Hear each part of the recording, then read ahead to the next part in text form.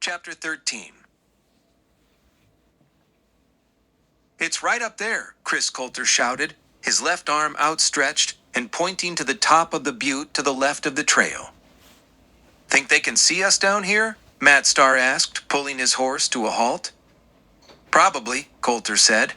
"When I was up there, I could see the trail down here." Matt was scanning the skyline carefully, alert for any signs of life or any movement at all up there. "Then, if we start up the side of the butte, they'll see us coming," Matt said. Harvey Trask had been nervous the whole trip out. The last thing he wanted was to meet up with outlaws.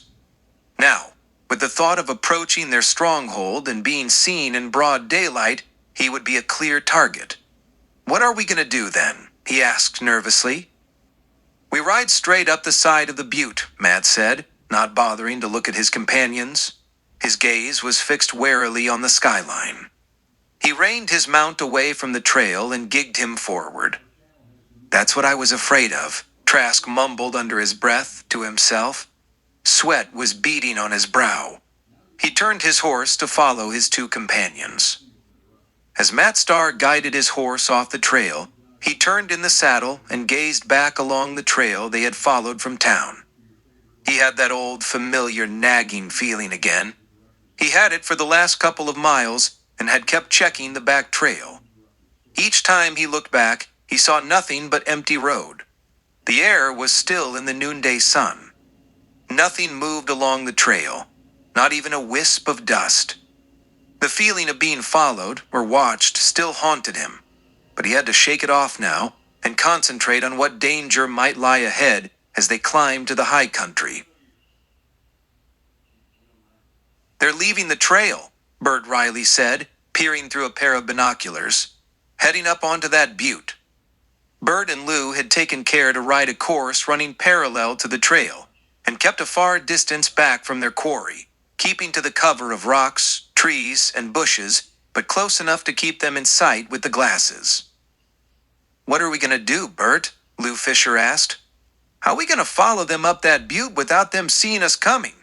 If we stay this far behind, they're liable to ride over the butte and be out of sight by the time we get there." "Not if we ride around the south end of the butte," Riley said. The glasses were still pressed to his eyes. He could see the three riders traversing the steep incline about a quarter of the way up. Matt Starr had the reins of Chris Coulter's horse in his hand and was leading him up the steep incline. Coulter held on to the pommel of the saddle, trying to balance himself. He wasn't a good enough rider to urge his mount up the steep incline by himself. Sheriff Trask still lagged behind them. "When we get to the other side," Riley continued, "we'll be able to see them if they go down on that side. If they do, we'll shoot them. If they decide to come back on this side, we'll ride back and catch them on the trail. Either way, those Jaspers don't make it out of today alive." "They had me under that tree, over there," Coulter said, pointing to it. They had reached the top of the butte without incident. Either the Wildcats were not in their hideout at the moment, or they were waiting to attack them on top of the butte. It didn't take long for Starr to decide there were no outlaws about, and relaxed his vigilance. Trask, however, was still nervous. Matt examined the area very carefully, looking for signs. It didn't take long for him to decide that this was not a hideout. Not only was it secluded enough, but sign of anyone's presence was very limited. Oh, there were signs that riders had been there all right. The grass had been disturbed and matted from the hooves of several horses, and there were plenty of boot prints. There were horse droppings here and there, but not nearly enough to suggest that the area had been inhabited for any length of time. He kept his conclusions to himself and hoped that Harvey Trask was not savvy enough of a lawman to arrive at the same conclusions. Matt didn't think the old lawman was that smart, though. One glance at Trask was enough to tell Matt that the old sheriff was still scared. Perhaps that meant that he still regarded this butte as the outlaw hideout. As for Chris Coulter, he was convinced that this was the hideout, as he was told it was. Once topping the butte, Matt had given the reins to Coulter, who sat on his halted horse, while he guided his own mount around the area, looking for sign. "Looks like there's nobody home," Star said as he rode back to his companions. "But I picked up their trail. It lead down the backside of this butte. Come on, let's follow it." He swiveled his mount around in place and started off across the butte. "There they are," Bert Riley gloated. "Just as I had hoped." They were hunkered down behind a large rock, hidden by a clump of low bush at the foot of the butte. Once again, he had his quarry in the sight of his field glasses. "When they get a little closer, in rifle range, we shoot them. They'll never know what hit them." Matt Starr, Chris Coulter, and Sheriff Harvey Trask had descended about a quarter of the way down the incline. Once again, Matt had taken the young man's reins and was leading his horse down the embankment. Once again, the city boy was hanging on to the pommel of his saddle for dear life. Trask was still trailing behind. Riley lowered his glasses and picked up his rifle and laid the barrel across the top of the rock. "Now all we have to do is wait," he chuckled. The seconds ticked by as Riley and Fisher waited silently. The burning sun was streaming down from a pale, empty sky above. Sweat beaded on their brows and their shirts clung wetly against their bodies. A drop of sweat seeped into Bert Riley's eye, clouding the vision of the target beneath the front sight of his rifle. He rubbed it away and realigned his aim. Matt Starr's mount was having difficulty negotiating the steep incline of the butte. The horse's shod hooves slid on the loose shale, tossing his rider side to side in the saddle. But Matt Starr was an excellent horseman, and he held tight on the reins and helped the animal secure his footing.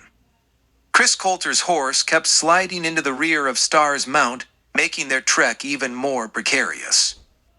Sheriff Trask still hung far behind, holding his horse to a slower pace and letting it pick its way carefully down the trail. "Just a little bit more," Bert Riley murmured to himself as he tracked the lawman's progress with the barrel of his rifle. He drew back the hammer and let it snick into place. He loosened his sweaty grip on the rifle stock, then re-gripped it more firmly. Starr's mount was now angled sharply down the incline, head down, neck stretched forward, back lined straight behind. Starr's body sat straight and tall in the saddle. Riley grinned to himself as his finger drew back the trigger, taking up the slack. He drew breath and held it, lawman dead center in his sight. His knuckle whitened as he squeezed slow and steady. Crack! The resounding thunder broke the stillness of the afternoon, echoing off into the distance. The rifle stock kicked back into Riley's shoulder, and he felt the sting of his gripping hand against his cheek.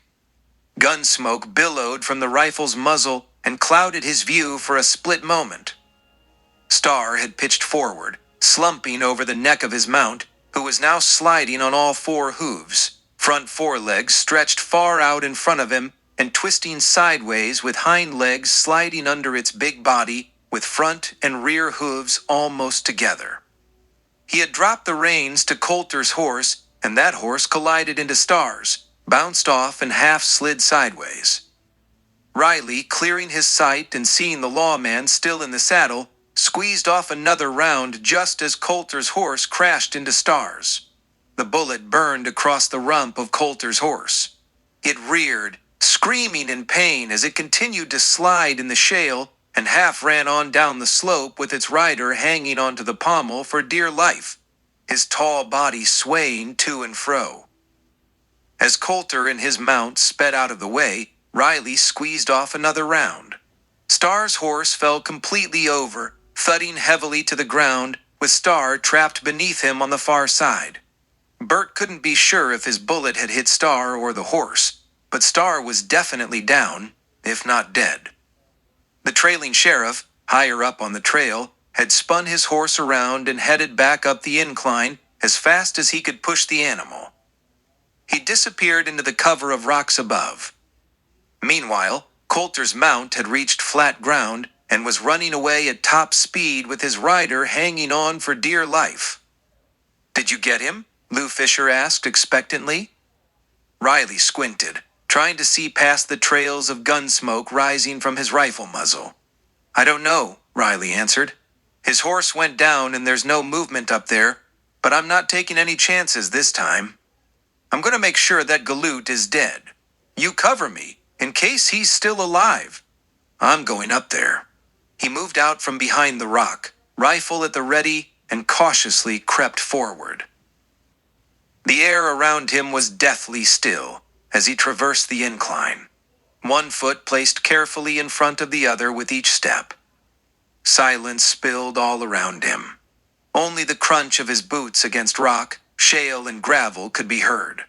No bird or any kind of stirring animal made a sound. Sweat continued to drip down Riley's face. He jerked to a sudden halt as the prone body of the fallen horse stirred. His rib cage raised and fell shallowly. His neck was stretched forward and his head lay in the dirt. He made a gurgling sound in his throat and his tongue lolled out of the side of his mouth. Riley raised his rifle barrel slightly and peered beyond the dying horse. He couldn't see his rider. There was no other movement noted.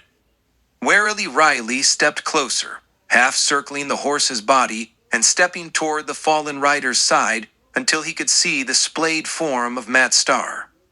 He was lying flat on his back. His left leg was propped against the cantle of the saddle, and the right leg was pinned beneath the dying animal. He looked dead, if not merely unconscious. Riley grinned to himself.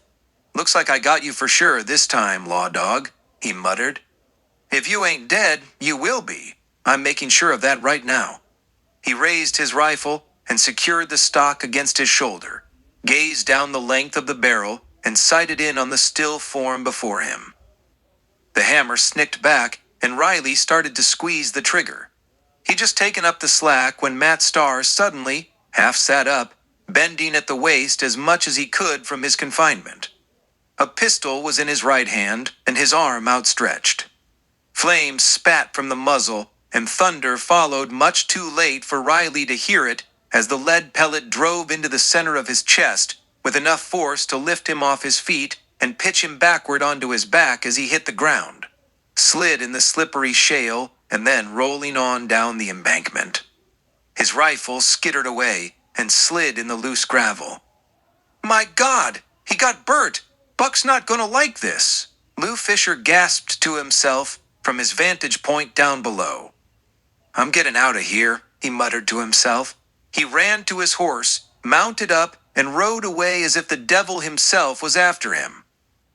Up on the slope, Matt Starr was stretching his upper body and neck, trying to see above the fallen horse that had him pinned.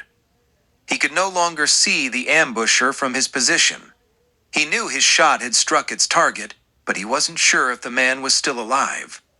He waited in silence, listening for any sound or movement. There was none, save for the last dying gasps of the horse above him.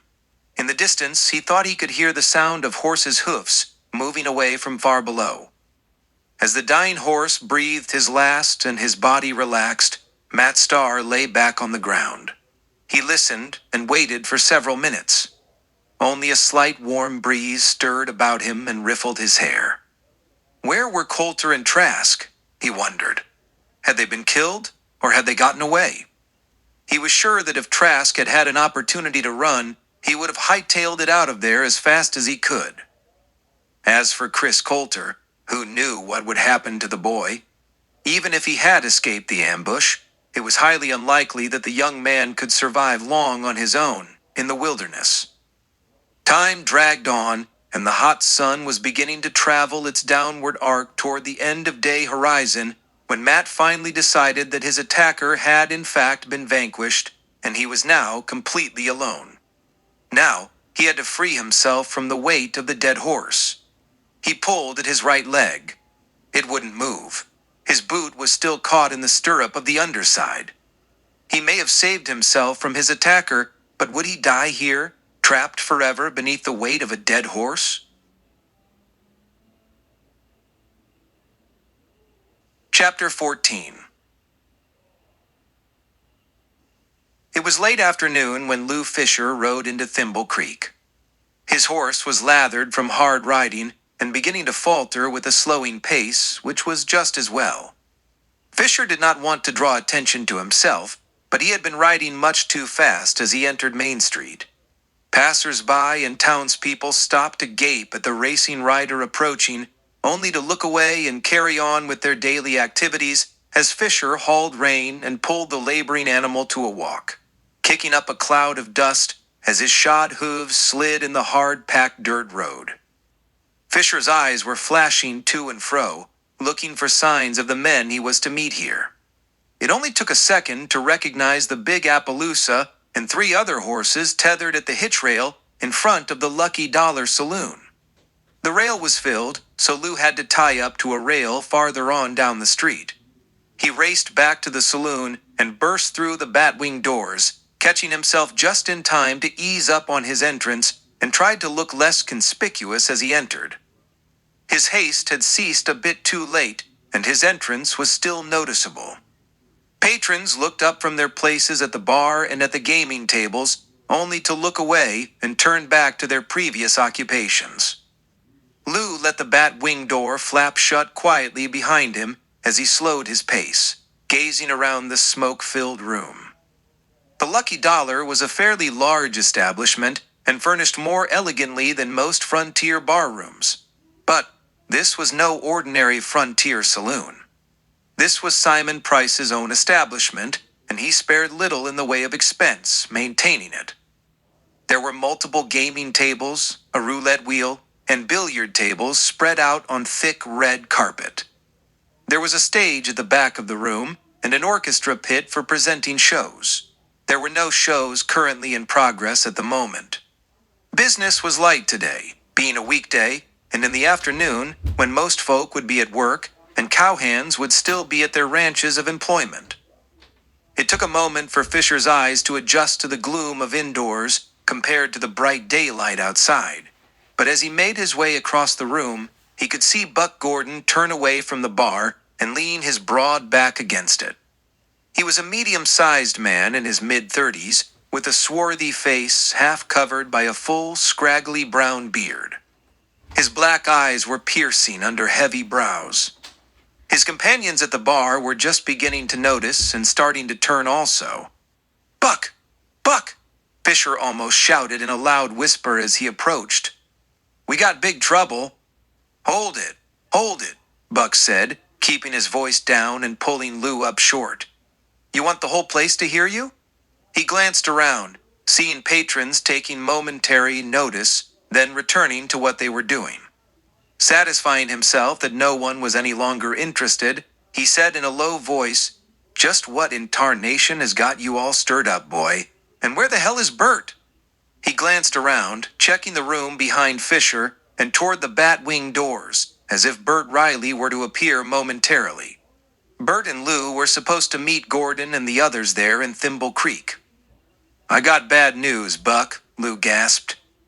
"Well, what the hell are you talking about? Out with it, man." Bert's dead," Lou stammered. "The marshal got him."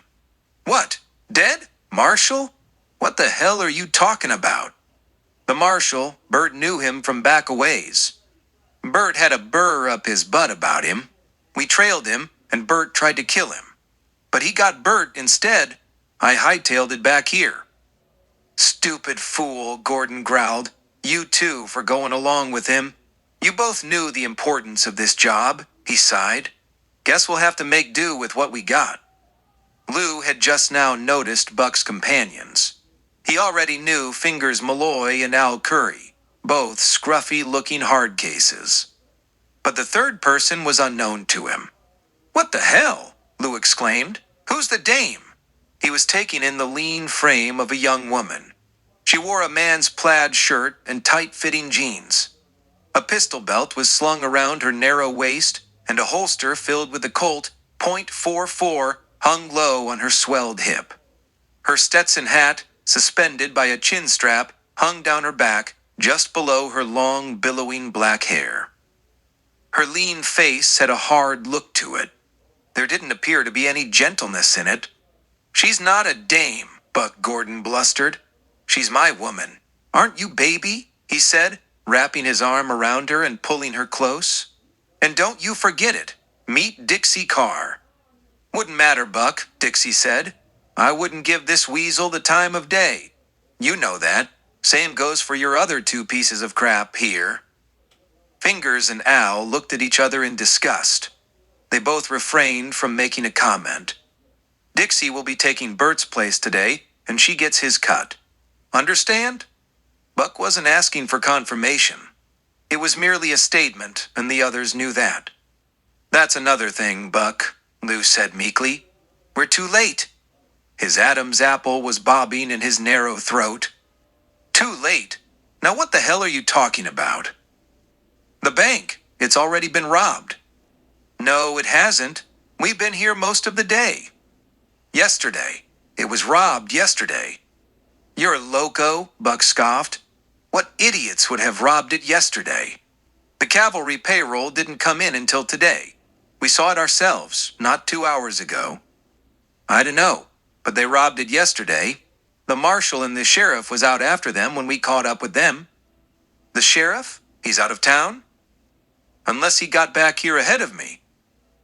Why the hell didn't Bert kill him too? Bert only had a beef with the marshal. Besides, that old law dog took off running faster than a prairie rabbit. Buck grinned. Then maybe we better get to this job right now before he does get back. Harvey Trask had already gotten back, just seconds after Lou Fisher entered the saloon. The old sheriff wasted no time in riding directly to the bank to tell Simon what had happened. He was hoping Peso Martin would also be in the bank. Although he didn't like the man, he would certainly relish the protection of Peso's fast guns. The old lawman burst through the front door of the bank and almost ran into Simon Price, who was escorting Henry Anders to the door. Apparently, they had just finished transacting some business. There were no other patrons in the bank. Only the teller behind the caged window was present. Harvey glanced around, hoping for the presence of Peso Martin. He wasn't there. The old sheriff's face was ashen white, matching his drooping mustache. Thank you for your business, Mr. Anders, Simon gushed. It's always a pleasure. He guided the homesteader to the open doorway. Trask stepped aside to let him pass. Damn, Price fumed as he closed the door behind Anders. Damn it all to hell. Without utterance, the look on Trask's face said, What? He's the third homesteader today who has come in here to pay off their mortgage. Where in hell did they get the money? I'll tell you where. That Wildcat gave it to them. My money, they're paying me off with my money. Where's Peso? Trask blurted, seemingly unconcerned with the banker's plight. Who cares? Simon blustered and continued to rant. You might, Harvey thought to himself. If he's over at the hotel with Flo, you just might want to care a whole lot. Simon! Simon! Trask raised his voice with more urgency. We got trouble! We got big trouble! That's what I've been telling you. She's breaking me with my own money. She's done more than that, Harvey interjected in the middle of Simon's raving. He still wasn't willing to listen. She ambushed us, her and her gang. I think they killed Star. Simon was still in the middle of a rant when it sunk in. His words broke off. What? Ambush? Star? Dead? How the hell? His sudden realization had hardly sunk in when the bank's door burst open. 2 men and a woman wearing masks moved in briskly, brandishing weapons. Don't anybody move? This is a robbery! The lead man in the buckskin jacket ordered, moving forward, grasping Simon Price, and spinning him around to place him in front of him like a shield. The long barrel of his pistol pressed hard against the banker's thick neck. The other man pushed forward, taking Trask off balance and plucking his gun from his holster. Trask trembled, almost in tears. His eyes widened with fear. Lou Fisher pushed him back against the wall and pressed his gun barrel under the old man's chin. Trask's Adam's apple bobbed nervously in his throat. Once again, the frail teller in the cage fainted and fell into a swoon just as he had the day before. The woman pushed the bank door closed behind her and flipped the open/close sign in the window to closed. You're too late, Price stammered, his voice rasping against the bandit's arm held tightly around his neck. The bank's already been robbed. Buck Gordon chuckled. Yeah, I know, but that was yesterday. They must have been rank amateurs. I guess they didn't know the cavalry payroll was due in today. No, they got it, Price lied. Don't give me that, you weasel. I saw it come in today. He pushed the pistol muzzle harder into the banker's neck and snicked back the hammer. You're going to open up that safe back there and empty it out for us. Then you're going with us just so nobody gets a notion to follow us. He glanced toward the sheriff. You understand that, law dog? He said. Trask nodded slightly, feeling the added pressure of the gun muzzle against him as he moved. His eyes crossed, staring down the length of the gun barrel. Then he squeezed them shut, tightly, and wished he were any place else but there. Peso, are you in there? Sheriff Harvey Trask pounded hard against the door to Flo Baxter's hotel room. For God's sakes, Peso, he shouted frantically, ceasing to let up his constant pounding on the door. The door rattled in the door frame. What the hell's going on? Peso demanded as he opened the door a crack. Trask pushed him back into the room, following through and shoving the door closed behind him and leaning his back against it, making sure it was secure and also giving him some support on his trembling old legs. He was breathing heavily. They came back, robbed the bank again, and took Simon with them. What the hell are you talking about? Peso asked, tucking the corner of his shirt back under his belt and adjusting himself. Who came back? Robbed the bank? Took Simon? Slow down. Pull yourself together and tell me what happened. Behind him, Flo was adjusting herself and patting her hair back into place. They said they would come back if we followed them yesterday, Harvey rambled. And they did. Got away with the army payroll and who knows how much more. Looked like they cleaned out everything. Took Simon with them. On my horse too. Said not to follow them or Simon dies. Skepticism filled Peso's eyes. He squinted and stared into the sheriff's face. You talking about the Wildcats? That girl and her bunch? Robbing the bank 2 days in a row? You sure it was the same ones? Trask nodded. Well, I never did get a good look at them yesterday, although I do know what Kitty Carlin looks like. But one was a girl. I didn't get a good look at her. They all wore masks, and there were 5 of them that rode away with Simon and the money. Who else would it have been? Just where were you when all this took place? I was in the bank with Simon. And you didn't do anything to stop them? What could I do? They took us by surprise. Took my gun. What else could I do? You worthless piece of crap, Peso growled. You were too scared to do anything, and now you come to me. What the hell do you want me to do about it? I dunno. What are you going to do, Peso? Same thing as you. Nothing. He pulled Trask away from the door, opened it, and pushed him through it into the hallway. But, they'll kill Simon, Harvey protested, feeling the shove. Too bad, Peso said, and closed the door in the sheriff's face.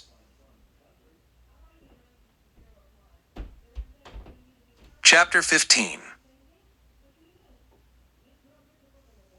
It was almost dusk when Matt Starr finally pulled himself loose from beneath the weight of the dead horse. He had struggled all afternoon to no avail. His entire lower body had become numb, and he felt as if he would never again be able to feel anything.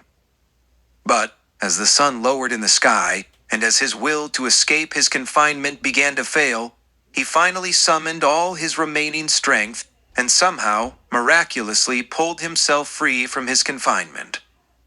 For over an hour, he lay on his back, next the horse's corpse, staring up at the empty, slowly darkening sky as the sun started to dip beyond the western horizon. Slowly and gradually, blood began to course through his veins once again. His lower body felt like a dead weight, and as feeling began to return, numbness turned to pain, and he felt all twisted up inside. Time and time again, he had tried to move his legs. Nothing happened. At least he couldn't feel anything happening. He tried to wiggle his toes, but he couldn't feel that either. He closed his eyes and tried to will himself to feel, but all he could feel was the heat of the sun against his face and the occasional wisp of breeze against his cheek. Weak and spent, he finally went to sleep. When he awoke, he wasn't sure where he was, but soon his brain cleared and he remembered the ambush, the gunfight, the imprisonment beneath a dead horse, and the struggle to be free. Then, suddenly, elation washed over him as he could once again feel his legs and his toes. He moved slightly at first, then slowly pushed himself to a sitting position. Light was disappearing fast around him, but as he looked around him, he took in the sight of the dead horse and just beyond, the body of the man who had tried to kill him. Flies were swarming over his carcass. When he finally was able to stand, he went to the body of the man and bent close to see if he could identify him. At first, he thought there was too much shadow to see clearly, but as he shifted his position to a better light, he recognized the man. He couldn't recall the name at first, but on further thought he dredged it up from his memory. He was no one special, just someone he had put away once. His name was Bert Riley, and he remembered that the man had a brother who had been killed during the apprehension. Matt decided that the ambush must have been an act of revenge and retribution. He was somehow glad that the ambush had not been perpetrated by Kitty Carlin and her gang. He wasn't sure why, even though he knew and refused to admit it to himself, that the young girl who had saved his life had touched him in a way that was new to him. As he stood and gazed down at the body lying in the shadows at his feet, he heard the far-off plaintive wail of a coyote. With darkness quickly rolling in, he knew he would have to get moving. It was a long way back to town, especially on foot, and not being familiar with the territory, it could prove difficult to find his way back. Glancing at the sky above, he took his bearings. With north, south, east, and west directions firmly established in his brain, he knew he could eventually find his way back. But he knew he had to start now. Another coyote call wailed, and Matt once again considered the body of Bert Riley. He couldn't just leave it there for the coyotes, wolves, or any other varmints to ravage. It would take too long to bury the man. Besides, he had no tools to dig a grave. Gazing about him, he noticed an indent in the slope, some distance below. He took Riley's body by the boot heels, dragged it down the embankment, and let it flop into the indentation. A step or two back up the incline, he began to kick loose shale down over the body. Once covered, he rolled some large stones on top. "That'll have to do, mister," he said aloud over the grave. Another coyote wail echoed in the night. "Sorry," he said with genuine regret, and looked away. He then started off down the rest of the embankment and disappeared into the darkness below. With the sun gone, the heat of the day had dissipated rapidly, and the stark, bitter cold of the desert night settled in. Chris Coulter pulled the collar of his suit coat up around the back of his neck. He hunched down into the jacket and bent forward as he trudged along into the darkness of the desert night. There was a quarter moon above that gave some illumination when not obscured by an occasional passing cloud in the otherwise clear purple sky. But for the most part, the desert was filled with ominous shadows from rocks and scrub brush. Chris's horse had run away during the ambush, and he had managed to stay aboard in the saddle for a while, but with the constant bouncing against the leather seat, he had finally lost his grip on the saddle's pommel. He had fallen off, landing in the dusty trail, and as he sat up, he watched the horse continue to gallop away until it had disappeared. He hadn't been hurt, only a twinge of pain that subsided immediately once the impact wore off. His pride was hurt more. Twice now he had tried to ride, and twice he had been thrown. He wished now that he had had actual Western experience instead of his imagination and fantasy, that made the heroes in the stories he wrote seem so expert. Now, as he wandered in the darkness, he also wished that he had researched his stories more. Actually, he had never researched any. He only used the tried and true formulas dictated by his publisher. He had learned about navigation using the sun, moon, and stars. When the sun was up, he did know that it set in the west, but he had paid no attention and never bothered to discern what direction he had been traveling in. Now, with the sun gone, he didn't know where he was. He looked up at the night sky and wished that he knew what sky the moon was in during it, 4 phases of a lunar cycle. He knew now that he was a tenderfoot, or even less. In the darkness, he had long since lost the trail he had been on. Not that he knew where the trail led, but a trail usually led to some place, even if it led to some place that was not acceptable.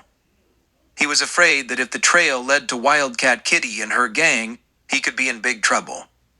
He had not perceived that the girl and her companions were that dangerous, but the fact that they had ambushed him and his companions proved how wrong he had been. Time dragged on at a slow pace as he trudged onward. It seemed like he had been walking for hours.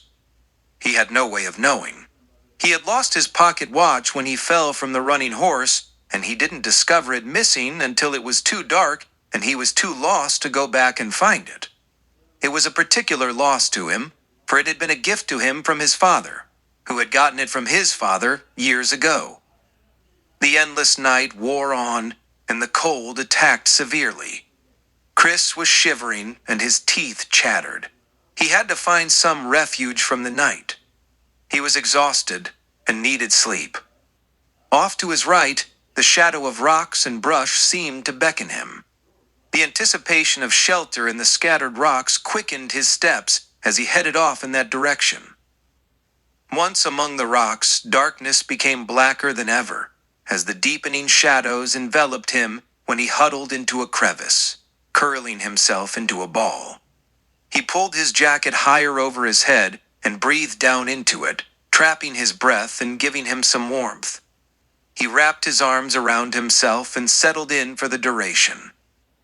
The night around him became deathly still, except for the occasional wail of a coyote from somewhere far off into the night. The sound chilled Chris even more.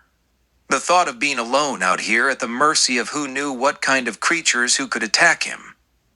The fright was overwhelming, and tired as he was, he found it difficult to will himself to go to sleep. Time and time again, he tried to clear his mind that was still racing with thoughts and memories of the recent days, to no avail. But then somewhere in the night drifted a slight odor on the almost stagnant breeze.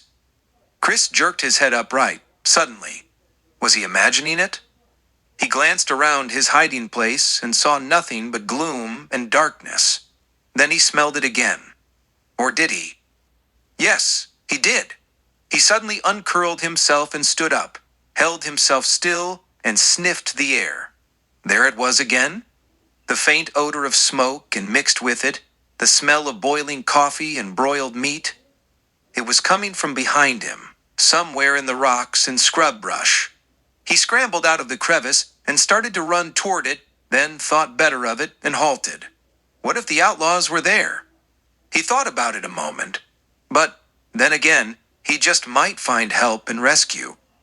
He had to chance it. The promise of a fire and warmth and maybe even food was too strong of a temptation. He needed them both. Without them, he would probably die from the cold or starvation, or both anyways. But, he told himself, there was no sense in being reckless. He would cautiously follow the scent and perhaps scout the situation out first. He proceeded quietly and stealthily, fighting the urge to quicken his step. He stayed to the shadows, avoiding being silhouetted by the light of the quarter moon above.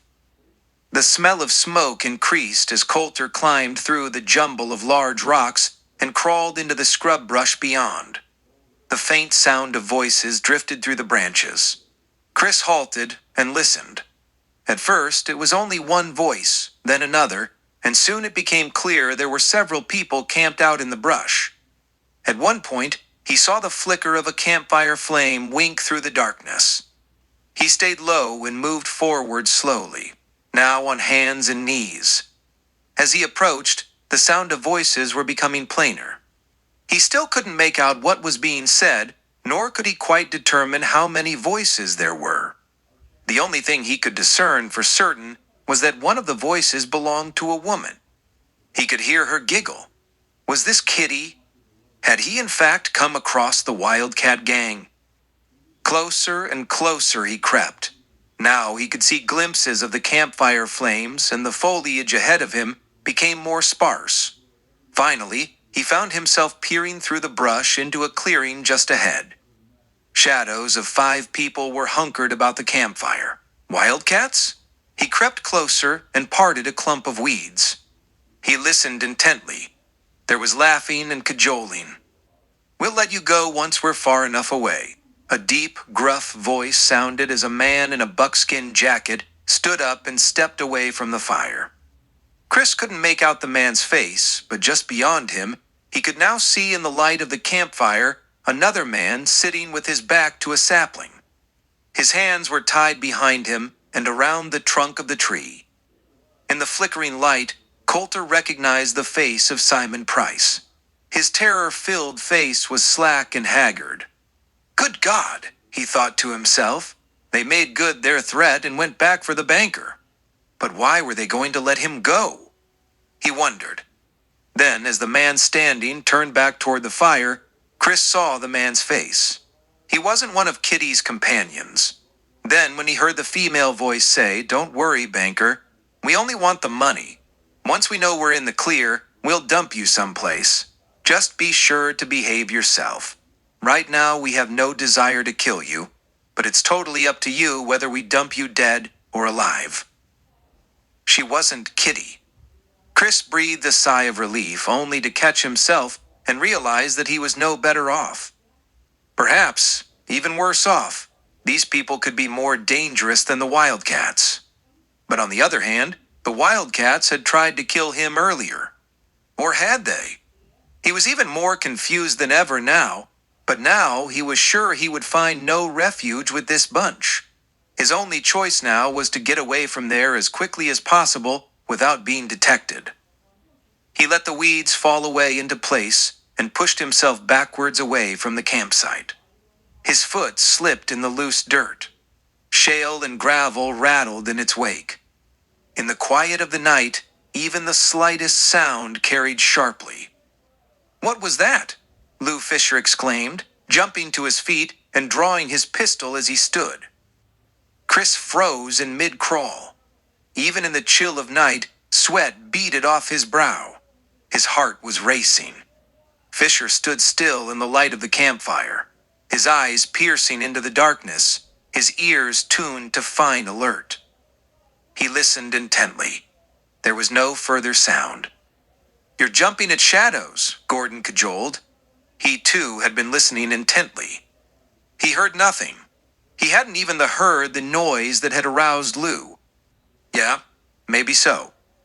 Fisher holstered his weapon. He was still listening, though, not completely convinced. After a moment, he sat back down next the fire beside Alan Fingers. Chris breathed a sigh of relief, but his heart was still beating hard and fast in his chest. He held his breath, hoping to slow it down. Then after a moment, he decided that the outlaws were no longer alerted to his presence. He pushed further back into the brush, fighting the urge to leap to his feet and run as fast as he could. Such haste would certainly make enough noise to give him away. He tried to rise slowly to his feet, and just as he had reached mid-crouch, a dry branch snapped beneath his foot. This time, the other outlaws leaped to their feet almost in unison with Fisher and Gordon. They all had their guns out now. "I knew it!" Fisher exclaimed. "There is somebody out there." Lou and Buck started into the brush. "The rest of you stay here," Buck ordered, not bothering to look back at his companions. "Keep an eye on the banker and the money." Chris straightened, turned, running farther into the bush without regard for stealth. They were on to him, and his only chance was to run as fast as he could.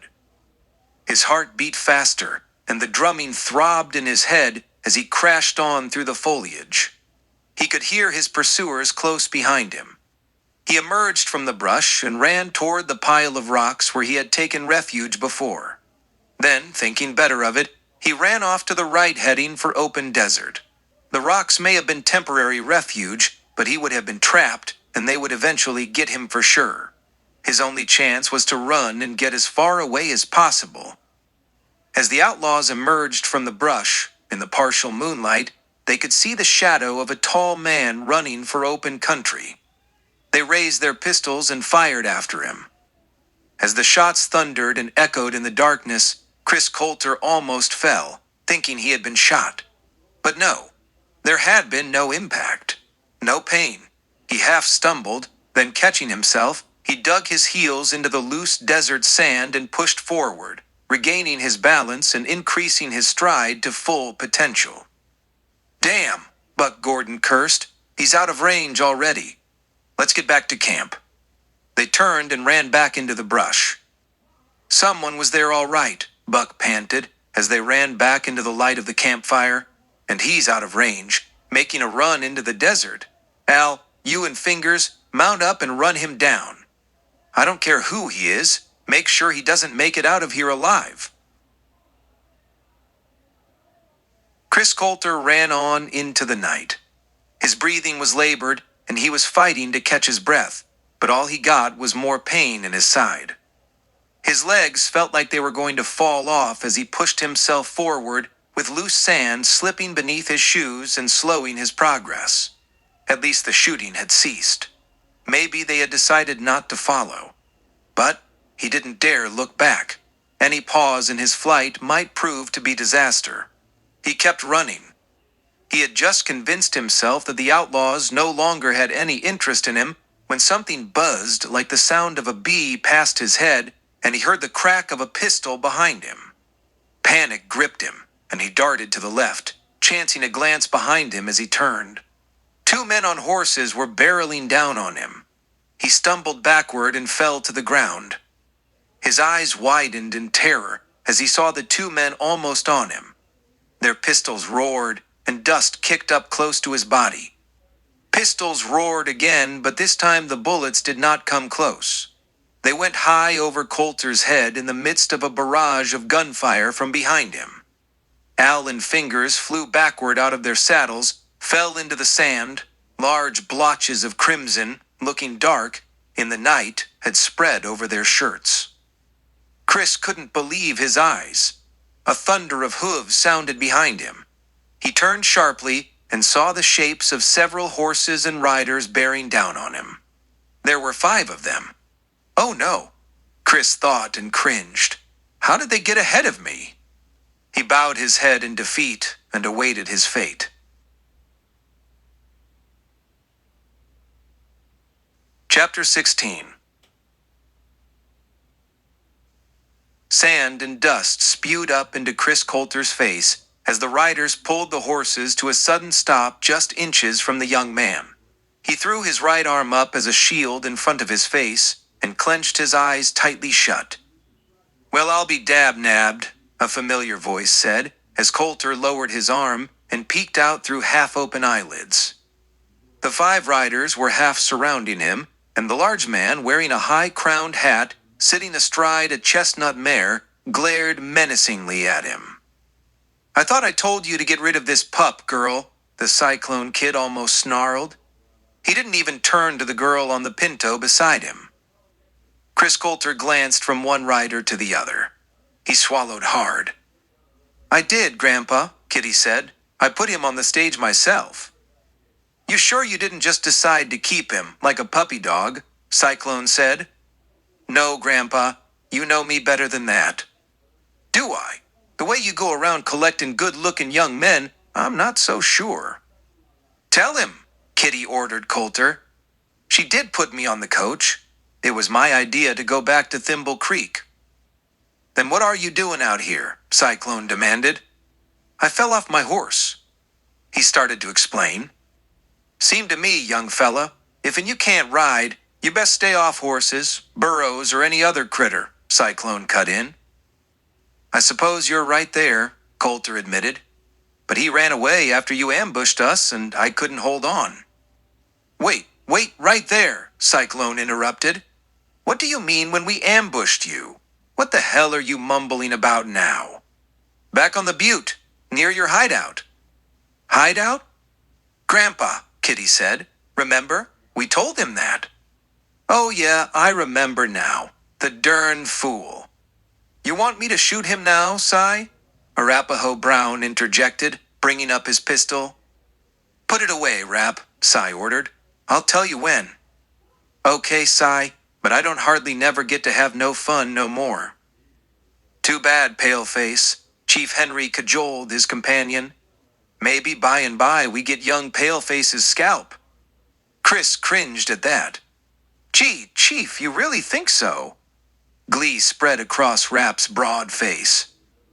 Ignoring her companion's playfulness, Kitty said to Coulter, Okay, so it was back on the butte. Continue. Well, you know, we were up there trying to follow your trail when you opened up on us. You got the marshal, and I don't know what happened to the sheriff. Marshal? Sheriff? Cyclone asked. What the hell are you talking about, boy? You mean, it wasn't you that ambushed us? Of course not, Kitty put in. Don't you get it? We didn't even know you were still around. And what marshal are you talking about? They brought in a United States Marshal to track you down. Mr. Price, I mean. The banker, he called for help against you. I was merely showing the Marshal where your hideout was. The sheriff came along too. And whoever ambushed you shot the Marshal? Cyclone asked, not expecting an answer. He already knew. And what about the sheriff? I don't know. Either he was killed too or he lit out of there like a scared rabbit. That was probably the case, Kitty agreed. Now if we're through getting it straight while you're out here, young fella, Cyclone said, how about you tell us who these Jaspers were that was chasing you? You think they might have been the ones that ambushed you? I don't know. I came across them a ways back. There's 3 more of their gang back there. They got Mr. Price with them, tied to a tree. When they discovered that I was nearby, these 2 took out after me. Then you came. Price? The banker? Cyclone said. Why would they have him? Something about money they were after, and they would let him go once they were far enough away. Of course it was about money, Kitty said. It's always about money where Simon Price is concerned. I don't know anything about that, Chris said. Even though I didn't particularly like the man that much, all I know is that he claims you've been stealing from him and terrorizing him. From what I saw during that bank robbery yesterday, I guess it's true what he says. He deserves to be terrorized, Kitty said. But as far as stealing from him, we only take what he's already stolen. We took money, sure, but we also took the mortgages he held on people he had swindled. We've spent all day giving all the money back to them so they could pay off their mortgages.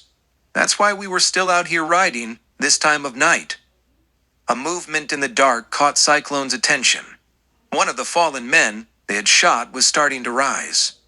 Rap, Cyclone commanded. Check out those 2 Jaspers and see just how much damage we done to them. Rap whipped his mount around, cutting away from his companions, and rode toward the shadows on the ground. Jeremy, Cyclone continued, catch up their horses. We might be needing them. Jeremy wheeled his horse and rode off into the darkness in the direction the outlaws' horses had taken. The question now, Cyclone said, turning to Kitty, is just what are we going to do about this young pup of yours? Chris cringed, glancing from Cyclone to Kitty. He's not mine, Grandpa, Kitty said, and I've got a good notion to leave him out here in the dark. Let him fend for himself. But those other outlaws, Chris stammered. Who cares? Kitty sneered. They're not our problem. But, what about Mr. Price? You just going to let these people kill him? Who cares? Still Kitty's response. Rap had just returned. The shadow of a man staggered forward in front of Rap's big gray. Rap held his big pistol high, aimed at the man who was holding his left hand against his right shoulder. "This one's still alive, Cy," Rap said as they drew close. "The other one's a goner." Jeremy was just returning with the outlaw's 2 horses. "Let's have it," Cyclone demanded of the man when he came to a halt in front of him. "What's going on here? Who are you and why you chasing this young fella?" The light of the moon revealed half of Fingers Malloy's face, leaving the rest in shadow. "The name's Malloy," Fingers said dejectedly. His fingers probed his wound and he winced. "We caught this fella sneaking up on us. Figured he was after us or after the money." "Money? What money?" Cyclone's interest peaked. "The Army payroll," Malloy answered. "It was delivered to the bank in Thimble Creek today. We took it." "And you took the banker with you?" Kitty deduced. "Yeah, Buck. That's one of my pards. Figured that would keep the law off'n us. Figured no one would risk getting him shot." "How much was the take?" Cyclone queried. He was still contemplating the significance of the money and what it could mean to the Wildcats. "I don't know. It was a lot, though. 20? 30,000, maybe." "That's a heap of money, girl," Cyclone said to Kitty. "I know, but it belongs to the soldiers that earned it. It's not ours, and it's not Price's either. No, I don't think it would do us much good." Cyclone shrugged. "Well, if that's the way you want it." He was obviously disappointed. "So, we just forget about it?" "No, we're going to get it back." "What about that no-good varmint, Price?" "I guess we'll just have to save his bacon, just this once." "I sure hope you know what you're doing, girl." "So do I, Grandpa. So do I." "Buck, Lou," Fingers Malloy called out as he approached the edge of the clearing on foot. He had left his horse back a ways, in the shadows, with Chief Henry, Chris Coulter, and the Wildcat's horses. Cyclone, Kitty Jeremy, and Rap Brown followed close behind him, keeping just far enough back, not to be seen. They had their pistols out and pointed at Malloy. "It's us, Fingers and Al. We took care of the Jasper." This was exactly what he had been told to say, but there was a slight edge to his voice. Buck and Lou jumped to their feet. "Anything wrong?" Buck asked as he stood. "Not a thing," Rap exclaimed as he jumped into the clearing to the right of Malloy. Jeremy followed suit, coming in on the outlaw's left. "Hold everything right there," Jeremy ordered. Dixie had started to stand, but thought better of it and sat back down. Her right hand moved slowly to the pistol on her right thigh. "I wouldn't do that if I was you, little lady," Cyclone warned as he stepped into the light of the campfire. The hammer of his 6-gun snicked back, menacingly. Kitty stepped in close behind him and pushed Malloy forward to stand with his companions. "Now, all of you, shuck those guns and toss them away into the brush." Reluctantly, the outlaws did the bidding. "You want I should shoot them now, Cy?" Rap grinned. "Not right now, Rap," Cyclone answered. "I'll tell you when." He glanced to his right and saw the terrified banker cringing in his bonds against the tree trunk. "I'll tell you when to shoot him, too." Rap gleefully waved the muzzle of his weapon back and forth between the 3 outlaws and Simon Price. "Looks like I'm gonna get some fun yet today," he giggled. You wouldn't, Kitty," Simon was begging. "You wouldn't let him shoot me, would you? You're too good for that." Kitty lifted the barrel of her shooter higher and pointed it point blank at the banker and clicked the hammer into place. Please, don't," Price begged, sweat streaming down his face, eyes wide with fright. Kitty let him sweat for a moment, then released the hammer and lowered her weapon. "I'm going to spare you just this once, Simon," she said. "But, for now, I'm going to expose you for what you are." Chapter 17. They were all laughing. The townspeople of Thimble Creek roared with hysterical laughter as they rushed out of their establishments of business and gathered alongside the street on both sides. Men and women alike roared with mirthful laughter. Even children laughed at the sight, even though often their mothers, while trying to control their own laughter, pulled them aside to hide their young eyes from the inappropriate scene before them. Even the bright early morning sun, hanging brilliantly in the empty pale blue sky above, seemed to be laughing down at the procession that was now traversing the main street of Thimble Creek. A tall young man in a dusty and disheveled blue suit was striding, on foot, down the center of the street, holding the reins of the horse he was leading. That horse, in turn, was leading another string of horses, each connected to the one in front by reins tied to the led horse's tail. There were 6 horses in all, and the sight was not only laughable, but strange. The grisly sight of a dead body slung over the saddle of the rear horse did little to deter the laughter and jeers from the onlookers. The 4 horses in the string, in front of the horse with the corpse, each carried riders tied into their saddles, with feet tied in stirrups and hands tied to saddle horns. There were 3 men and a woman. One of the men swayed in the saddle, weakened by a bullet wound in his shoulder. The sight of these riders, strange as it was not the cause of the laughter this fine morning. But, rather it was the sight of the rider on the lead horse led by Chris Coulter. The man aboard was pudgy with rolls of fat that jiggled around his middle. The whiteness of his skin, that seldom saw sunlight, gleamed in the morning sun, and where not already red from embarrassment, was quickly turning red with sunburn, for the rider was totally naked, save for a pair of full saddlebags draped over his lap. Simon Price fumed to himself and kept his eyes downward as if that would make him invisible to the townspeople, if he, in fact, couldn't see them. The laughter and catcalls from both sides of the street only infuriated him more, and his hatred for Kitty Carlin grew stronger with each step his horse took. True to her word, the girl was literally exposing him to the world. But this was physical exposure only. One day, he vowed, Wildcat Kitty would learn there was more to him than that, and he would expose his full wrath and vengeance on her. She had stolen from him. She had humiliated him, and she had frustrated him. She would pay dearly for this. There were plenty of tracks just outside of town, where Kitty and her gang had gathered before sending Chris Coulter and the outlaws into Thimble Creek. They were still fresh and had headed off to the east. Matt Starr examined the area closely, imagining the scene here earlier in the day when the outlaws had been tied to their horses. Simon Price stripped and left holding the saddlebags containing the stolen army payroll. He couldn't help but laugh to himself over the irate banker's humiliation. He smiled, thinking about Kitty's audacity. From what he had observed, Price probably deserved what he got, and probably even more. As Matt had strolled out of the desert the night before, he had come upon Bert Riley's horse cropping grass from a sparse patch of green near a nearly dried-up waterhole.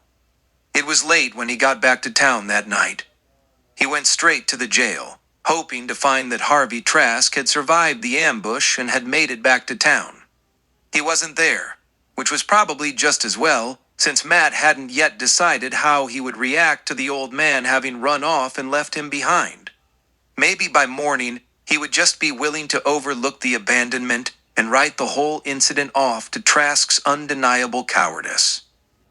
He did find out, however, that the bank had been robbed again, but this time, Price had been taken away with the outlaws, the description of which were very similar to that of Wildcat Kitty and her 4 gang members. What was that girl thinking anyhow? And why rob the bank twice? Of course, Kitty had threatened to come back for him if he had sent anyone after her. Apparently, she was making good on her word. Oh well, it was too late to do anything that night. Starr had taken a room for the night and was up bright and early. Before setting out to track the outlaws, he had needed to purchase another horse to replace the one he had borrowed from Henry Anders. At the livery, he had obtained a fine, sturdy roan gelding that was younger and far superior to the one he had borrowed. He had just saddled up and was about to leave the livery when he had heard the laughter in the street. As he led the roan through the double doors and out into the morning sunlight, he had seen the procession. It brought an immediate grin to his face. He had been relieved to see that Chris Coulter had survived yesterday's ordeal. It hadn't taken much imagination to figure out what had happened. Apparently, the bank robbers had been captured. He was glad to see that they were not the Wildcat gang after all. In fact, he surmised, it was probably Kitty and her companions herself that had foiled these outlaws and sent them back to town along with the naked banker and the stolen payroll. Obviously, Kitty was not interested in just money, for she would not have sent the army money back otherwise. This was further indication that she had a personal vendetta against Price. Somehow, he had surmised as much, but Matt was, after all, an officer of the law, and Kitty was an outlaw. Like it or not, it was still his duty to apprehend her and bring her to justice. He wasn't quite convinced, however, that the term bringing her to justice was the correct wording. Coulter led the procession to the sheriff's office. Trask had hurried out onto the wooden sidewalk just as they arrived. Simon Price was blustering and fuming something unintelligible, obviously demanding to be let off his horse, and rushed inside out of the public eye. Later, in the sheriff's office, with the outlaws locked in jail cells and the doctor attending to the wounded Fingers Malloy, Coulter had relayed the events of the night before. Price had rolled up into one of the deputy's slickers to cover his nakedness, but his anger grew stronger by the minute. He demanded of Starr that he do something right away. Get that girl at all costs. Matt nodded silent agreement, not even trying to get a word in edgewise. Amid the rantings, Starr picked up on the name Henry Anders. Apparently, he had paid off his mortgage as had several other homesteaders. The accusation was that Kitty had given Price's money away and he was being paid with his own funds. Later, just before boarding the morning stage to Apache Wells, Chris Coulter had confirmed to Matt Starr that Kitty had been out distributing money to homesteaders the night before when they came upon him running from outlaws in the dark. He had also related how Kitty had emphatically ordered him to get out of town at the first opportunity, advice he was gladly taking. He had already experienced too much of the real wild and woolly West and was eager to get back home, where he would be safe and sound and submerge himself in written words and legends about a non-existent frontier of exciting action and determinate justice. Now, as Matt Starr examined the tracks, noting the lack of horse droppings and deducing that the Wildcats had not tarried long in the area, he turned his newly purchased mount to the east, following the clear and fresh tracks that had been left behind, obviously with no intent on concealing the trail. This was highly suspicious in Matt's mind, but after a half hour of trailing, he had convinced himself that he had been duped into following a false trail, when it disappeared in a stretch of hard rock. There were scrapes here and there, where shod hoofs had nicked the hard pack, but these were few and far between, and finally he lost the track altogether in a shallow stream, with no indication of what direction the riders had taken. What to do now? He supposed he could ride to the butte where he had been trailing the outlaws the day before, but he was convinced that their hideout was not on the butte, as Chris Coulter had thought. Still, he might pick up the trail he had started to follow just before the ambush. There was no guarantee, however, that the trail was still fresh enough to follow, and furthermore, there was no reason to think it led to the Wildcats' actual hideout.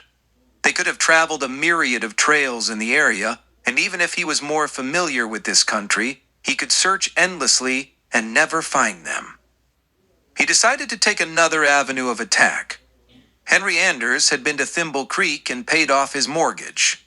Obviously, he had been in touch with Kitty, and she had given him the money for the payoff. It was time to pay a visit to the homesteader. Besides, it was time to see about getting his own sorrel back. The horse had had a couple of days to heal and should be ready to go again. The roan was a pretty good horse, at least better than what Anders had loaned him, but Matt had sorely missed the hardiness and loyalty of his longtime friend, the sorrel. It was noontime when Matt rode into the yard of Henry Anders' spread. Anders had been at the corral, putting oats in a feeding trough for the horses inside, when he saw Star ride in. He set his bucket down and strode over to meet him. He noticed Matt's roan and wondered about his own horse. Matt read the man's concern and said as Anders approached him, "Howdy. Thought I'd come by and see how my horse was doing and possibly settle up with you." Anders was still gazing quizzically at the roan. "I figured I owed you something better than that nag you loaned me. Made a good trade, don't you think?" He patted the roan's neck affectionately. "Trade?" "Yeah, I traded your nag and a few dollars more for this one." He didn't want to tell Anders what had actually happened to his horse. "What do you think of him?" Matt dismounted as he spoke and handed the reins to Anders. "He's all yours, sir," he added with a smile. "Mine? You didn't have to do that." "Well, you helped me out of a bad spot the other day, and I owe you for taking care of my horse. How's he doing, by the way?" "Oh, fine, fine." Anders was still admiring the roan. It was obvious to Matt that the man could hardly believe his good fortune. "All healed up. Should be fine for you to ride again." "Good," Matt said as he turned toward the roan and started stripping the saddle off. "I've heard a lot of talk in town about you," Matt continued without turning back to look at the man. "About me?" "Yes," Matt said, dropping the saddle to the hard-packed ground. "You and several of the other homesteaders and ranchers in the area." He picked up the reins and started leading the roan toward the corral. Anders followed close behind him, a quizzical look on his face. He was obviously nervous. Matt nonchalantly opened the corral gate and led the roan inside. He was slipping the bridle down over the horse's nose and pulling the bit out from his jaws when Anders asked, "Well, out with it, man." Anders was becoming impatient and was obviously beginning to panic. "What was it you heard?" Matt still acted matter-of-fact as he wiped off the bit and strode over to his sorrel. "Miss me, old boy?" Matt said calmly to his old friend as he patted him affectionately on the neck. He then turned back to Anders.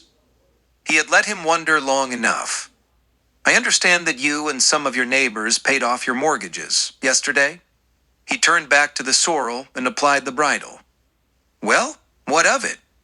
Anders was completely unhinged now. "Word is," Matt said, turning back to face him and holding the reins in his hand. The sorrel neighed and stamped in place, already anticipating getting back into action. "That you all paid your loans off with money stolen from Simon Price's bank." "That's preposterous," Anders bellowed. "You saying I'm a bank robber? Just who the hell are you anyways? You the law? Working for Price?" "Just hold on there, partner." Matt held his hands up in defense. "I'm your friend here. I'm just telling you what I heard. I thought you'd want to know." He waited for Anders to respond. Anders' face was flushed pale, and his hollow cheeks grayed with anger. Then, after a moment, he let his anger subside and accepted the young man's response. "You're right," he said. "I should know. I thank you for your concern." "You're right. I am concerned. From what I hear in town, this Simon Price has an axe to grind. He's claiming that his bank was robbed, and the outlaws gave you and others in the area money to pay off your debts. That's crazy. Why would bank robbers give me money?" "That seems strange to me too," Matt said. "He claims there's a girl and a gang of outlaws that have it in for him. He calls this girl Wildcat Kitty. You ever heard of her?" Anders' face turned grim with suspicion again. "You looking for her?" "Not me. I'm just telling you what I heard." "Sorry," he said, relaxing again. "I don't mean to be so touchy, but this whole thing is worrying me." "I understand," Matt said. "This Price character sounds like a pretty mean man." "Mean? He's downright evil? Kitty just wants to get even with him. That's all. I don't blame her. She's not really an outlaw." "So you do know her?" Matt tried to make it sound like idle conversation rather than interest. "Known her ever since we got out here. Her brother Jeremy, too. Kitty used to teach school before her dad was killed, and Price took over their ranch." I'd be careful if I were you, Mr. Anders, Matt sounded grim. Price is saying that he's going to round up all of you who paid off your mortgages and prosecute you for being in collusion with outlaws. He can do that? Sounds to me like the man can and will do anything he wants. What do you think we should do? Anders appeared to be pleading for help. I don't know, sir, Matt said, turning and leading the sorrel out of the corral toward where he had left the saddle on the ground. Anders followed after him. Can't you help us? Matt started to sling the saddle over the sorrel's back. It settled, and the cinch straps dropped straight down toward the ground. He turned back to Anders. What can I do? The way you wear those guns make me think you know how to use them. Matt stepped close and peered into the homesteader's face. I do, he said flatly, but I've got someplace else to be, and I'm already a couple of days late.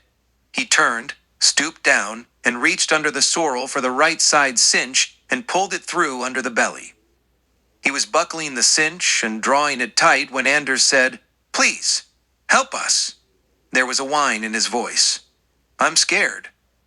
Matt smiled to himself inwardly. He turned and looked at the man.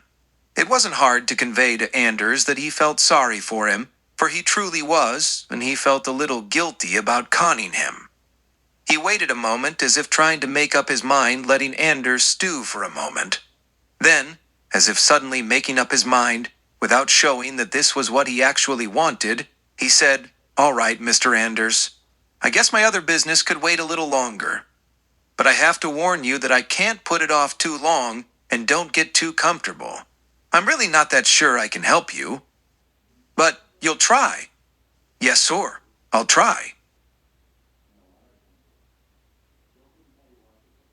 Chapter 18. Matt Starr and Henry Anders rode all afternoon in the blistering heat. First, they had ridden north to Clyde Bennett's spread, then westward to Reese Palmer's land and Joe Phillips' ranch, and then southward to 2 more ranches owned by Ben Lane and Howard Cross.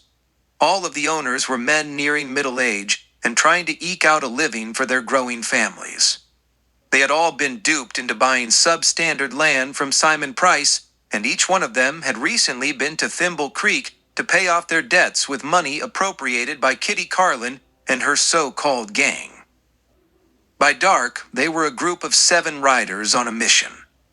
They had ridden far up into the high country and climbed a tabletop mesa that loomed high above the surrounding lowlands below.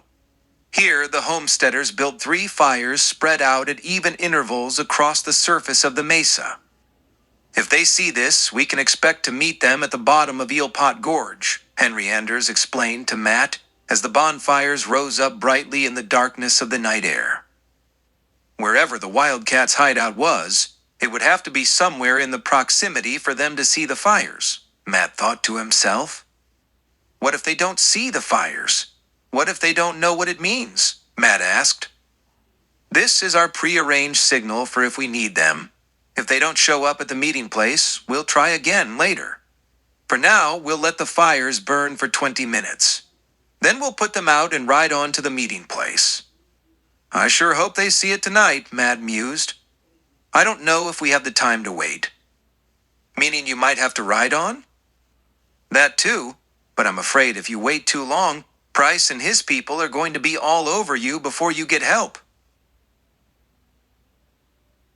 The 7 riders, heading west and crossing over the wooden bridge at Eelpot Gorge, were totally cloaked in darkness. Horses' hooves thudded dully across the planking, the only evidence of their approach. Light from far-off stars and only a sliver of remaining moon was hardly enough to create even shadows of the riders. Eelpot Gorge was the remnant of an ancient river that had cut through shale rock for thousands of years. The source of the river was unknown, and down through the ages, this source gradually began to recede. As the river gradually disappeared, it cut narrower and narrower slices from the shale rock bed until by the time the river dried up completely, the gorge had been cut into a V shape, dropping some 110 feet below to a rocky, dry bed. At the bottom, the gorge spanned a mere 40 feet, as compared to the 200-foot span at the top of the gorge. The wooden bridge connected both sides of the gorge. Once across the bridge, a trail took a sharp incline upward. Off to the left, a seldom-used trail veered off around the edge of the gorge. Dense brush had grown up on each side of the trail, and going on horseback grew difficult. "We'll leave the horses here and go the rest of the way on foot," Henry Anders said, as he drew rein and started to dismount. "This trail will lead us down to the bottom of the gorge." The others followed suit, dismounting and tethering their mounts to the brush. The trail wound steadily downward, but not sharply enough to make footing precarious. It took about 10 minutes to reach the bottom, and the 7 men emerged from the brush into the open, dry rock floor of the gorge. "Doesn't look like there's anyone here," Matt mused with skepticism. "Maybe they didn't see your signal." "Just wait," Anders said, pulling a match from his shirt pocket and scratching it against the rough denim seat of his jeans. Flame burst forth and Anders cupped the match, holding it high enough to illuminate his face. He called out into the darkness. "Kitty, it's me, Henry Anders. I've got Reese Palmer, Joe Phillips, Ben Lane, Clyde Bennett, and Howard Cross with me." The flame died out and the group of men dissolved into darkness. They waited a moment in silence.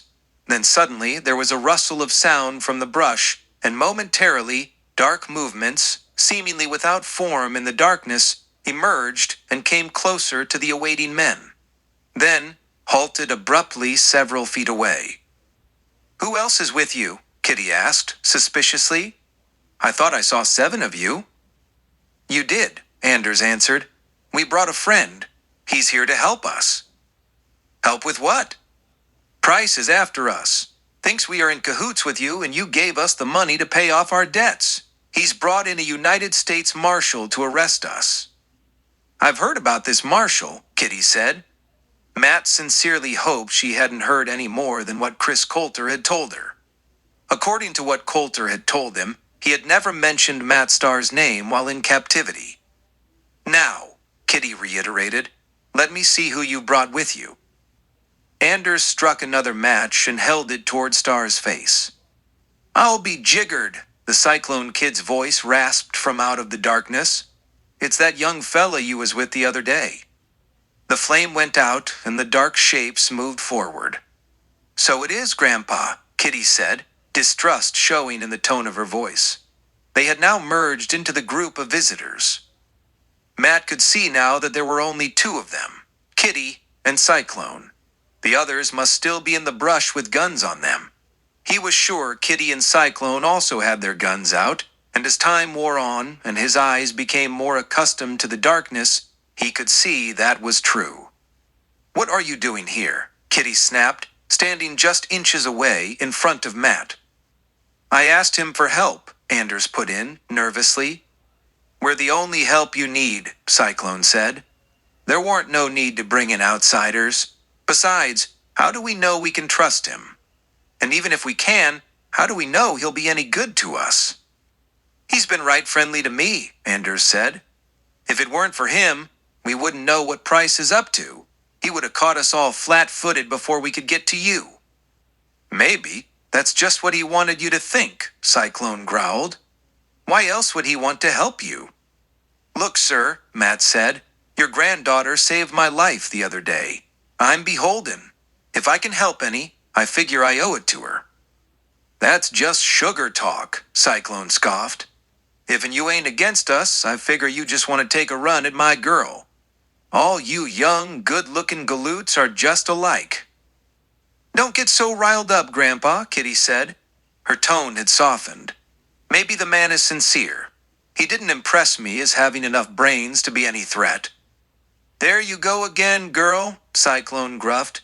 "Every smooth-talking guy that comes along. You got a heap of growing up to do, girl." Kitty ignored the ranting. "Just how do you think you can be of assistance, Matt, is it?" "Yes, Matt. I don't think you ever gave me your last name." "That's right, I didn't." Right now he was sorry he had ever given her any name at all. Kitty took the inference, let it pass. "So how can you help?" You didn't appear to fare so well the other day. I was caught by surprise. He's good with guns, Anders put in. How do you know? Well, he's wearing 2 of them, and he looks like he can use them. I admit, Kitty said. He does look good. And she didn't mean just with guns. What moonlight and starlight that was left had long since faded into the tapestry of the purple sky above. As the riders topped the hill overlooking the ranch house, barn, and outbuildings of Simon Price's Big Dollar Ranch, they drew rein and took stock of the scene below. Not a light was to be seen anywhere. All of the buildings were in complete darkness, and there didn't appear to be any movement around, save for the horses in the corral attached to the rear of the big 2-story barn. Chief, Cyclone said, stepping down from the saddle, you hold the horses back there below the ridgeline. They all dismounted, and Chief collected the reins of each horse and turned them away to head down the opposite side of the hill. Rap, Cyclone continued, you stay here and cover us. Anything moves besides us, shoot 'em. Then to the others, he said, Jeremy and Kitty, you come with me and your young fella. We'll take the house. Back at the meeting place in the gorge, when fully appraised of the homesteader's plight, Kitty began to realize the folly of her original plan. Merely paying off the mortgages didn't solve the real problem. The real problem was that the homesteaders had been cheated. They had been sold worthless land, and even if they could hold on to it, it would probably never pay off. Instead of paying off the debts, they should have just given the homesteaders their money back so they could move on out of reach of Simon Price. In order to correct this mistake, they would have to rob the bank again and get the money back. But the bank had already been robbed 2 days in a row. To try it a third time seemed ludicrous, especially in light of the presence of a U.S. Marshal in town. You only want Price's own personal money, isn't that what you want? Matt had said at the meeting back in the gorge. He hadn't waited for an answer of confirmation, he just continued. Fortunately, you don't have to rob the bank. Price has already moved his own money out of the bank to his ranch, where he's protected by Peso Martin and his men. How do you know all this? Cyclone queried skeptically. I saw them ride out of town with it. That marshal you spoke of was with him, and a big man with a bunch of men. Someone said the man's name was Peso Martin. There was a lot of talk going around town. That's where I picked up about the homesteaders. Henry Anders had been good to me, and I thought I owed it to him to warn him. Besides, he had been taking care of my horse for me while he healed up. You remember he was hurt the other day? That's right, Anders put in, almost as a defense on Matt's behalf.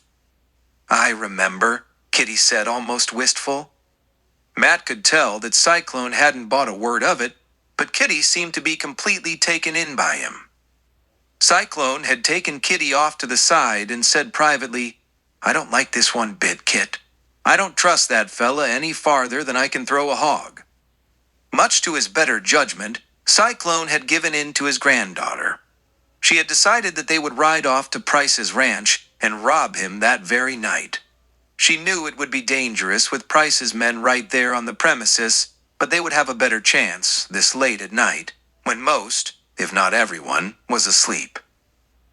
The homesteaders had been instructed to go home and start packing up what belongings they wanted to salvage and head out toward Apache Wells, where they could get a train to somewhere. They could figure out where they were going from there, but for now they just needed to get away. Once the money was in hand, the Wildcats would try to catch up with them. Now, as Matt approached the Big Dollar Ranch house with Kitty, Jeremy, and Cyclone, he was beginning to get apprehensive about his plan. So far, Kitty was playing right into his hands, but he was feeling guilty about it.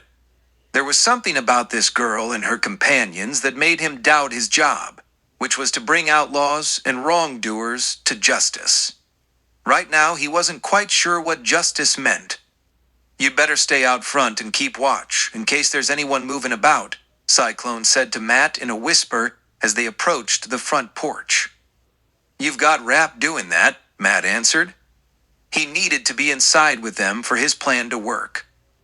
Cyclone recognized the protest, glanced skeptically to Kitty and back to Matt. "Do as you're told," he ordered. "And for God's sake, stay out of sight." With that, he headed around the right side of the house toward the backyard, Kitty and Jeremy close behind. "What? What?" Simon Price mumbled in the stupor of his awakening. Then, as the gaping muzzle of a .44 pushed close across the bridge of his nose and directly in front of his eyes came into focus, he jerked wide awake, his eyes widening and crossing and the whites gleaming in the darkness. Light filtered in from the hallway kerosene lamp mounted on the wall outside his door. Not a word, not a sound. Kitty's voice rasped in a harsh whisper. A soft hand clamped over Price's lower jaw and mouth. "You understand," Kitty warned. She could feel the man trembling. Price nodded his acquiescence as his eyes focused on Kitty's threatening face. "I'm taking my hand away," Kitty said, loosening her grip. "Keep your mouth shut and get up." She let the gun muzzle slide back across his nose. She rose and stepped back, keeping her pistol leveled with one hand while pulling the fat banker to a sitting position. He scrambled out of bed as Kitty stepped back out of the way. He was wearing a loose-fitting nightshirt that draped in points across his knees. A pointed nightcap with a tassel flopped loosely and draped along the side of his head. He moved toward the open doorway, following Kitty's indication, with the flash of her gun in hand. Cyclone was just emerging, gun in hand, from the next room down the hall. "Old woman, drunk to the gills in there," he said. "Couldn't wake her." "That's this bird's wife, Eunice," Kitty said. "She won't be any problem." "They don't sleep together," Cyclone observed. "She's probably got more reason to hate him than I have," Kitty said. Cyclone nodded his understanding. The door farther down the hall opened. "What's going on?" Sarah Price said. She was just adjusting a flimsy pink robe about her shoulders and starting to tie its sash. She jerked to a start at the side of the crowded hallway. Jeremy Carlin was standing directly in front of her. "Jeremy?" She gasped.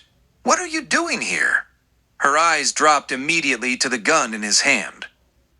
"I'm sorry, Sarah," Jeremy said softly. He let his gun hand drift away and let the weapon drape loosely down his side, pointed at the floor. "We're not here to harm you." "We're only here for your daddy, young lady," Cyclone put in. He tipped the front brim of his big hat with 2 fingers of his left hand. "Begging your pardon, missy." What do you want with me?" Price stammered. "How'd you get in here?" "I'm afraid you're going to have to fix the lock on your back door," Cyclone gloated. "Get a better one next time. That one was easy to break." "Downstairs," Kitty prodded Price with her pistol muzzle. He moved quickly to the stairway. Downstairs, they passed into the huge living room and parlor to the left. Jeremy, a step behind Sarah, leaned over a table and turned up the wick of a low, burning kerosene lamp. Careful not to brighten the room too much, but just enough to light the way to pass through to Simon Price's home office at the rear of the living room. He always kept the big mahogany door closed. "In there," Kitty ordered, escorting Price across the room. What do you want in there?" Price asked nervously. He turned to face Kitty. The others, including his daughter, were grouped close behind her now. His gaze passed over them into the semi-darkness. "Your money, of course," Kitty answered. "What else did you think?" A sly little half-grin started to grow out of the side of Simon Price's mouth. A modicum of fear was suddenly beginning to fade from his eyes. "Well then," Price started, a bit of glee lighting his cherubic face. "I don't think you're going to get it. Isn't that right, Marshall?" They all turned to follow the banker's gaze behind them. Matt Starr stood there silently, feet spread shoulder-width apart, with both arms stretched out in front of him, and each fist was holding a 6-gun.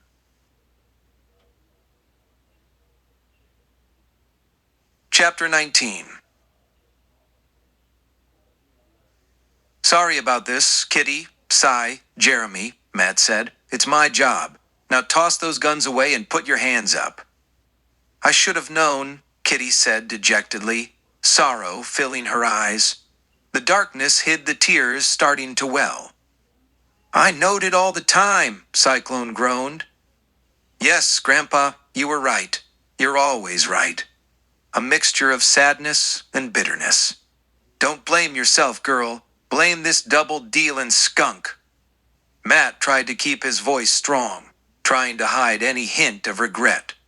"I'll say it again. Toss your guns away and raise your hands." "Why don't you drop yours?" Kitty suddenly demanded as she shoved her gun barrel into the fatty folds of Simon Price's protruding stomach. The fat man grunted in pain. "I'll shoot this sumbitch if you don't."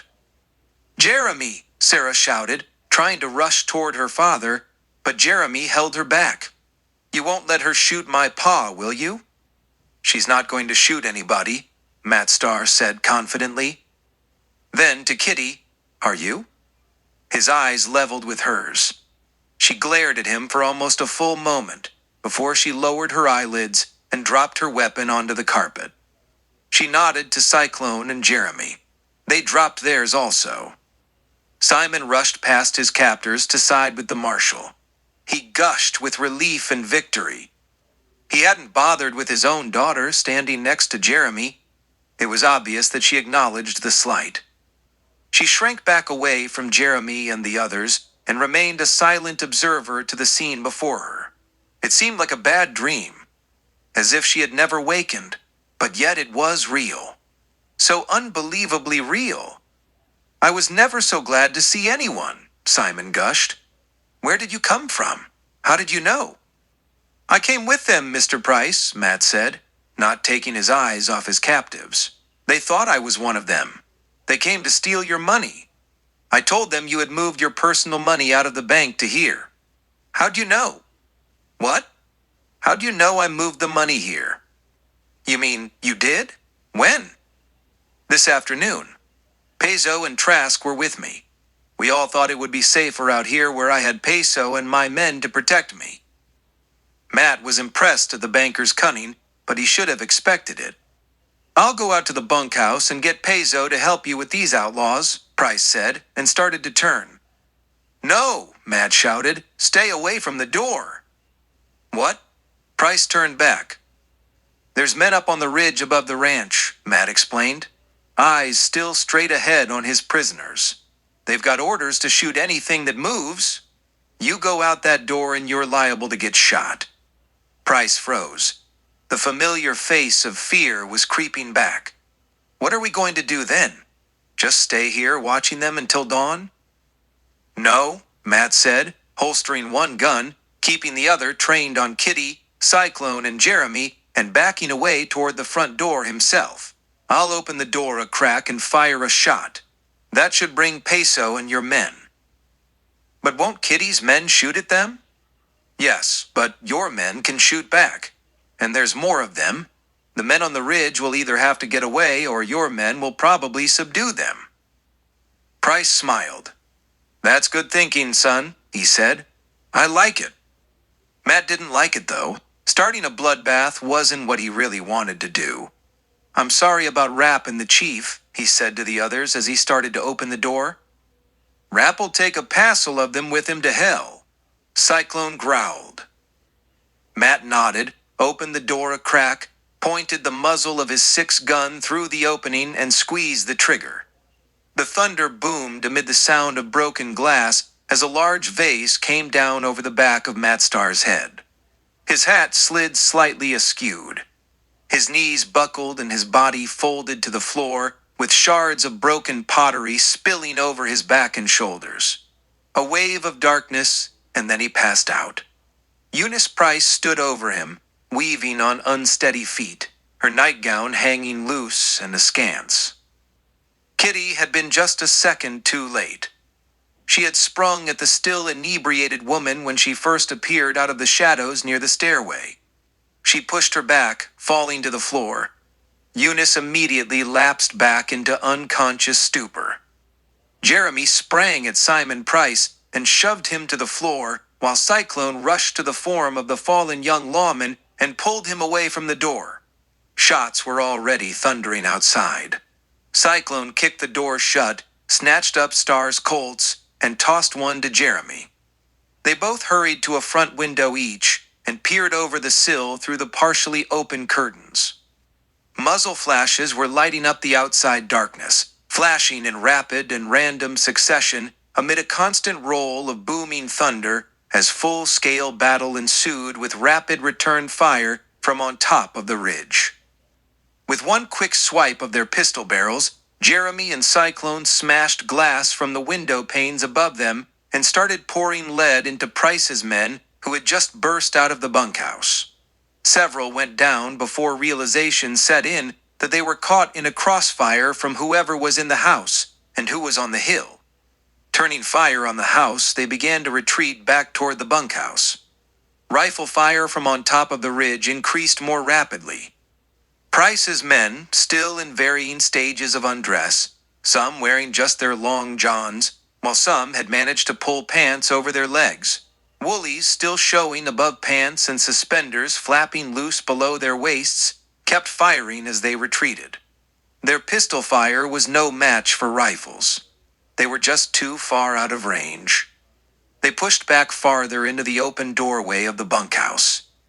They all seemed to pile up together in the door opening, squeezing and crowding, each one trying to get inside ahead of the others, resulting in only mass confusion, with no one getting inside while bullets slammed into the wall and door casing of the bunkhouse. Meanwhile, inside the ranch house, Kitty had risen from where she had tumbled to the floor with Eunice Price. She leaped back and fell to the living room floor, scooping up a pistol, rising to one knee and training it on Simon Price just as he was starting to push himself to a standing position. He froze as he saw the gaping muzzle pointed at him and heard the hammer click back. "Stay down," Kitty ordered. The fat man sank back to sit on the carpet. Jeremy and Cyclone were still firing into the bunkhouse door as it closed behind the last remaining man disappearing inside. "Just like Peso Martin," Jeremy said behind gritted teeth as he held his fire. He had noted that the rifle fire from the ridge had also ceased. "Never showed himself. Let his men go out first." "Yeller-livered skunk," Cyclone mused, then said to Jeremy and Kitty, "We best be getting the hell out of here. We'll go out the back, the way we came in." "What about him?" Kitty waved her pistol at the form on the floor.